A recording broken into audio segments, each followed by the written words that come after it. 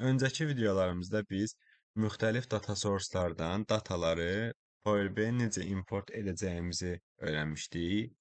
İndi isə məlumat mənbələrinin idarə olunması və məlumatların yenilənməsi haqqında danışacağıq. Yəni data source settings və refresh anlayışları haqqında danışacağıq.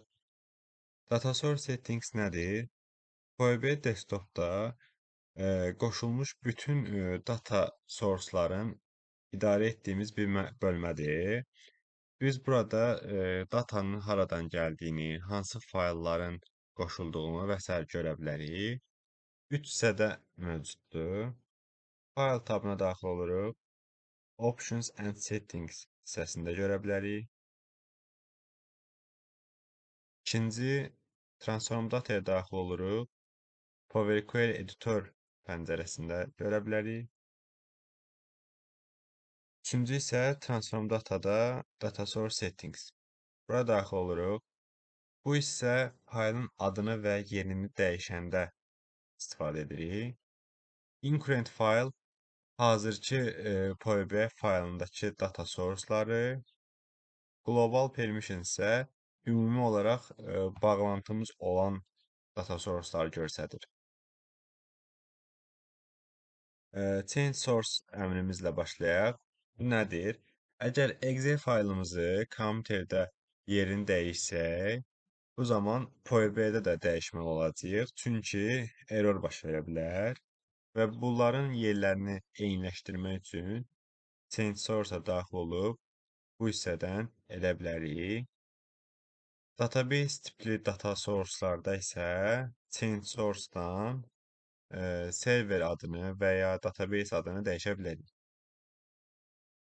Export PBDIs nədir? Bunun açılışı Power BI data source file deməkdir. Sadəcə data connection məlumatlarını saxlayan bir fayldır.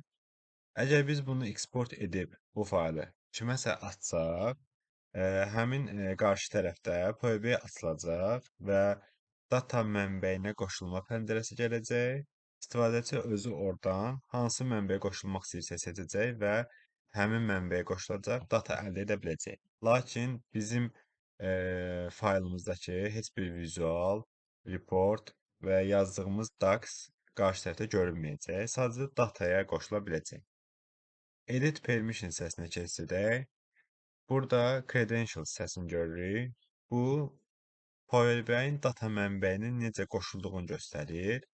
Hazırda bizim tipimiz Windows-dur və biz bunu silib və edit edib dəyişə bilərik. Windows Authentication Windows user ilə qoşulmanı təmin edir.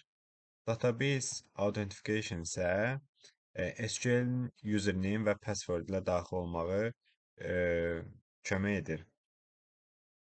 Privacy level data source-ları birləşdirəndə istifadə edirik. None heç bir məhdudiyyəti yoxdur. Ümumi datalar üçün, təşkilat daxili və özəl datalar üçün. Clear Permission isə desktopda login məlumatlarını təmizləyir və eyni əmrlər Global Permission hissəsində mövcuddur. İndi isə refresh haqqında danışaq. Refresh məlumatların yenilənməsi deməkdir. Məsələn, 9 sətirli Excel datamız mövcuddur və biz Excel faylımıza daxil olub yeni bir sətir əlavə etsək, məsələn, belə bir data əlavə edək. Bura isə ad və soyad yazaq. Məsələn, hüquq 50 və bunu save edirik və keçidirik Power BI-yə. Həmin yeni sətir burada görünmür. Görünməni təmin etmək üçün isə refresh düyməsinə basmağımız kifayətdir. Əlavə etdiyimiz yeni sətir Power BI-də da görünür.